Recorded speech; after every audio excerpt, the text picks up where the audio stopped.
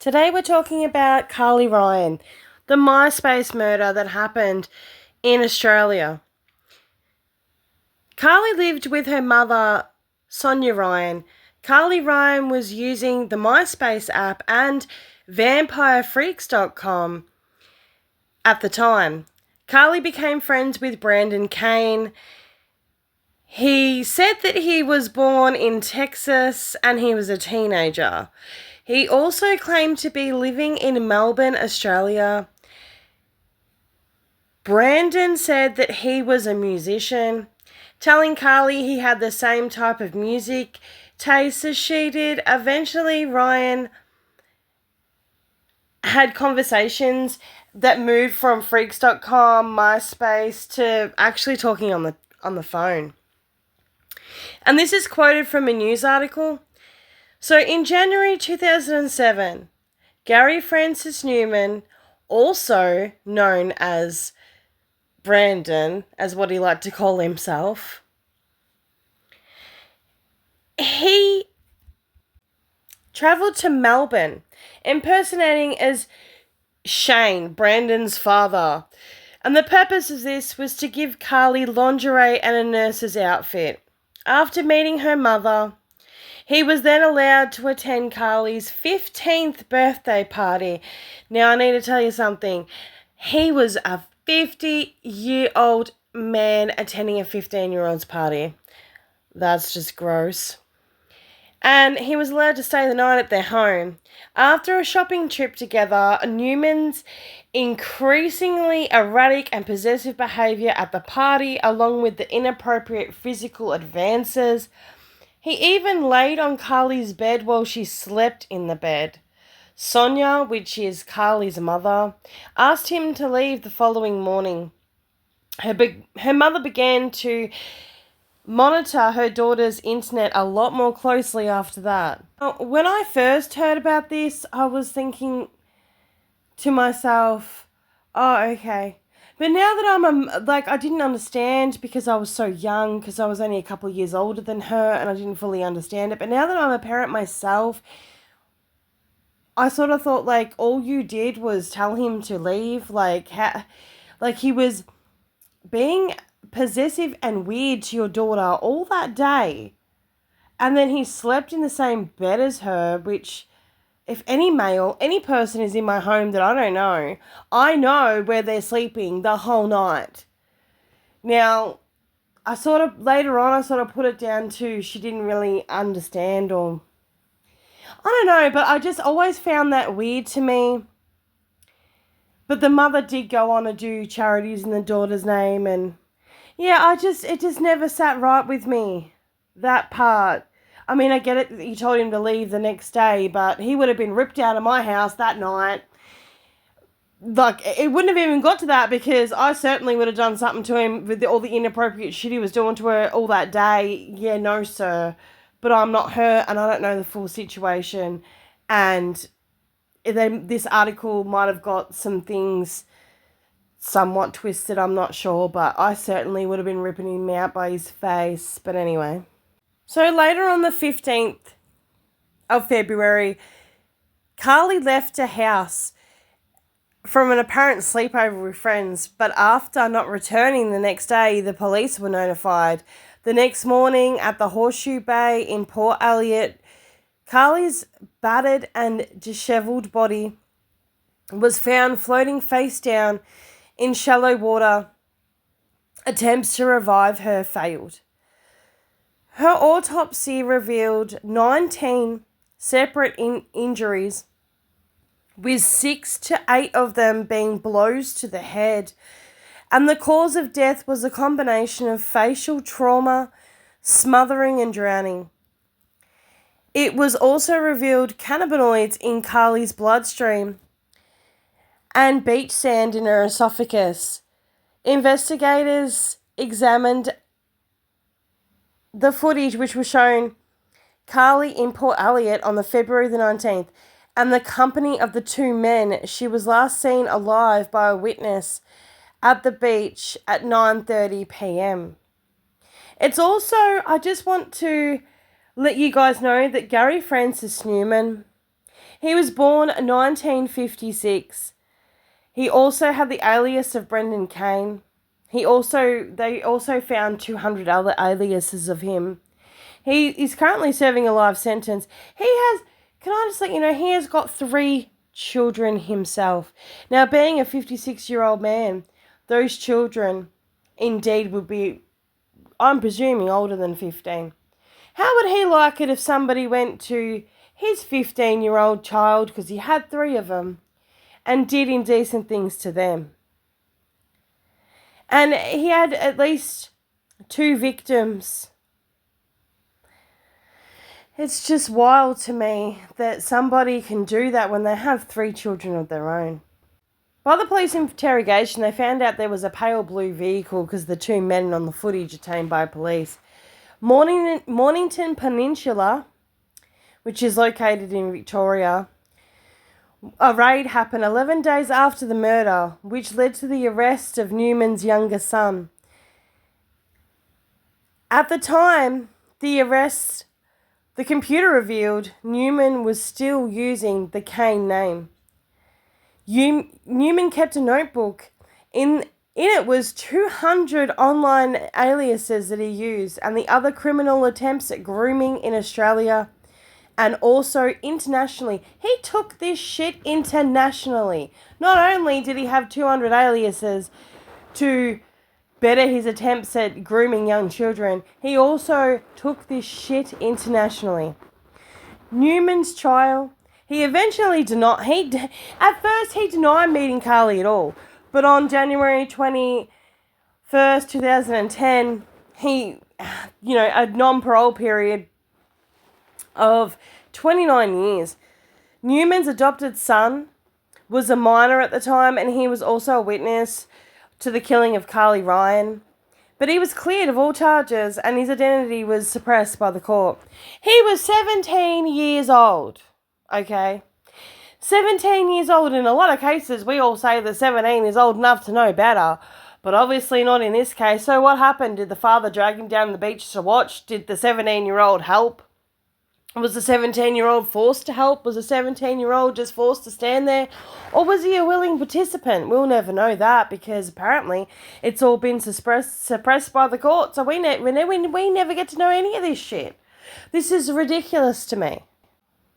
Sonia Ryan, who was Carly's mother, she ended up setting up a foundation, CRF, in 2010, a non-profit charity created to promote internet safety. In 2013, the foundation lobbied for the legal change to improve safety for minors for Australia and New Zealand. Sonia Ryan, South Australian of the Year award she got in 2013. She got other awards in 2017, 2018 and 2021. I mean, good for her. From what I said previously, I think that she was a good mother. I just never understood how you would let a man be weird around your daughter all day and then sleep at your house and then, you kick him out in the morning because he was being inappropriate with your daughter. But then, like I said, it could have been that she found out that he was, inappropriate to her daughter. Then she found out that he slept in the same bed with her. I do not know. And I'm not here to bash the mother at all. In no way am I doing that. I just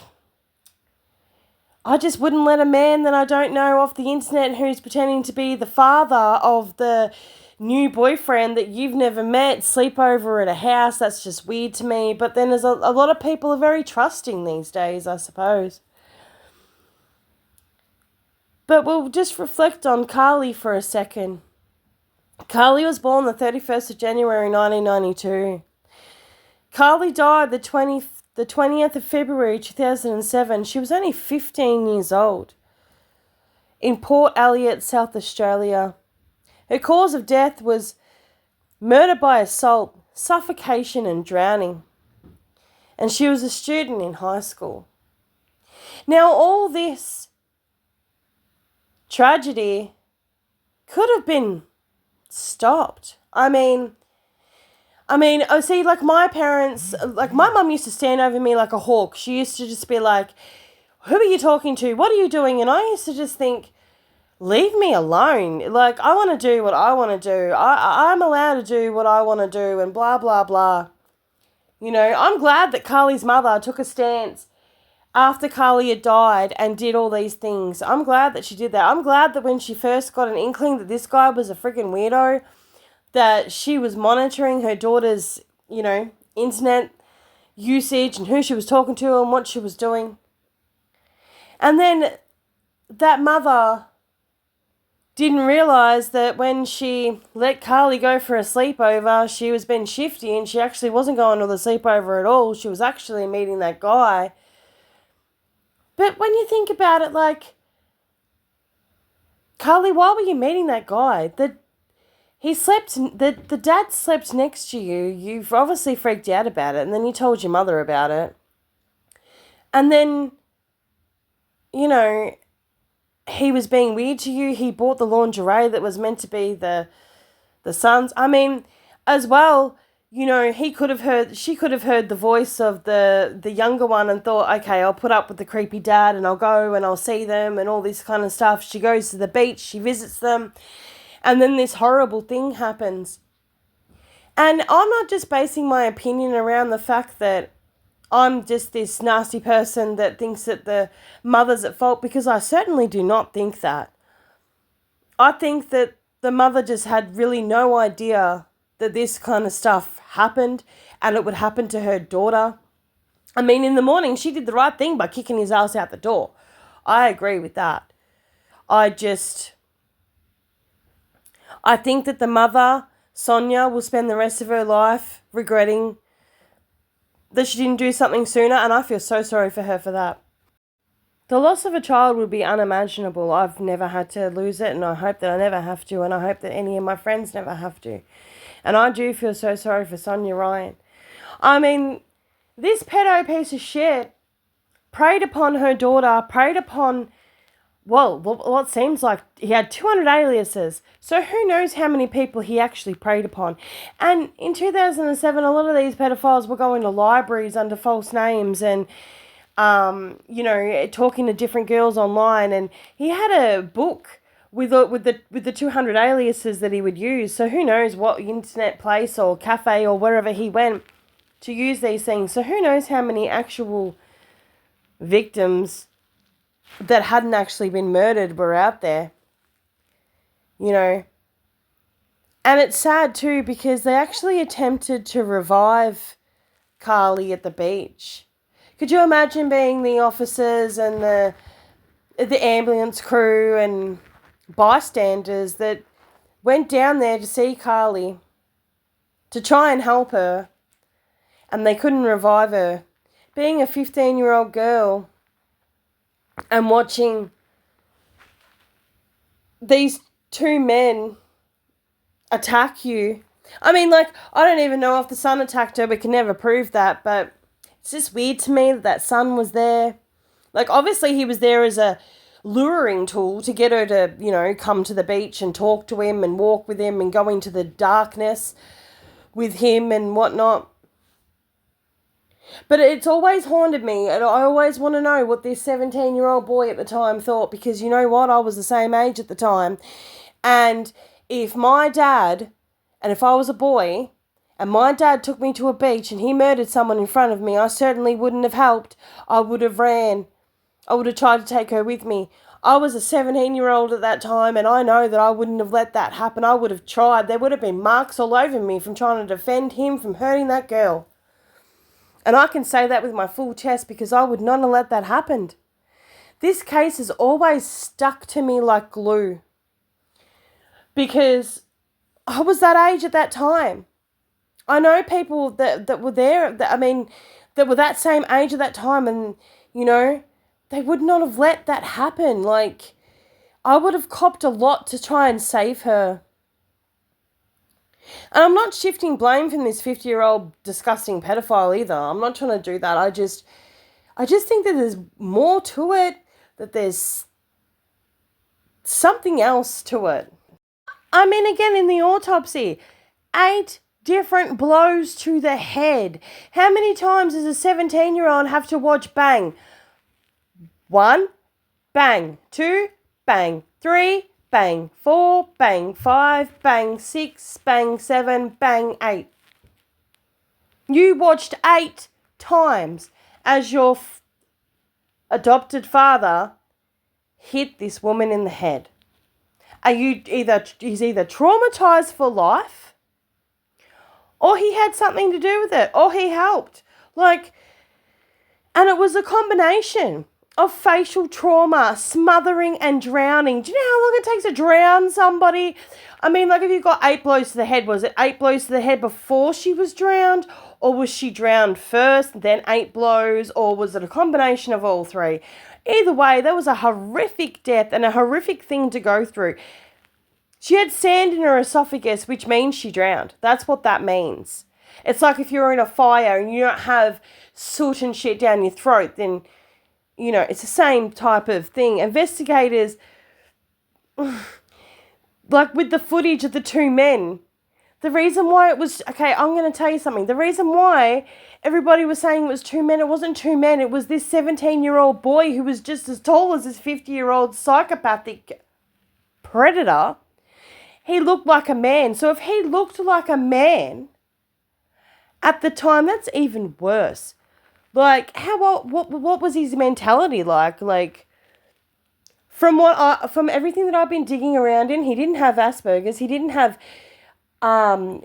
disabilities and stuff, low IQ, anything like that. From nothing I could find, because they can't tell us the name because it's been suppressed, but nothing I could find that he had autism or something like that. I mean, this guy wasn't even his real dad, so it was why are you doing this with him?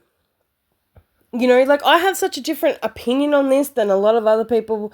I mean, a witness saw 2 men with her at the beach. So she's describing him as a man. How tall,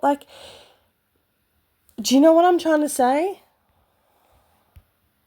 And again, I have a lot of respect for Carly's mother doing all these foundations, and she's won several awards, and I do feel so sorry for her, and I don't want anybody to think that I'm belittling her as a mother, because that is not my intention whatsoever. I think that she's a great mother. I just think that she's going to spend the rest of her life regretting that she didn't enforce things, regretting that she let that man stay at her house, regretting that she didn't throw him out sooner, But then again, like I said before, we don't know the actual circumstances. I certainly wouldn't have let him stay in the house, but, a lot of people are trusting, and it's sad to say that she's going to spend the rest of her life regretting all that, and that is a horrible thing. And Carly, I don't like how a lot of the articles just call her Ryan. Can you just, can you just call her Carly? Her name was Carly. And I just think that a lot more people should be focusing on that 17-year-old, because something never sat right with me with that. It just never sat right with me with that. And I hope that Carly's mother and family and friends have somewhat come to terms with all this. I'm not expecting you guys to forgive that psychopathic piece of shit. I hope he stays in jail for the rest of his life and he never gets parole after the 29 years. But I just wanted to let Carly's mother know that I sympathise with her dearly, and that I'm so sorry for the loss of Carly, and that I in no way am trying to blame her for anything. I just feel that she is a good mother for how she did so much for Carly for after her death. Thanks for listening, everyone.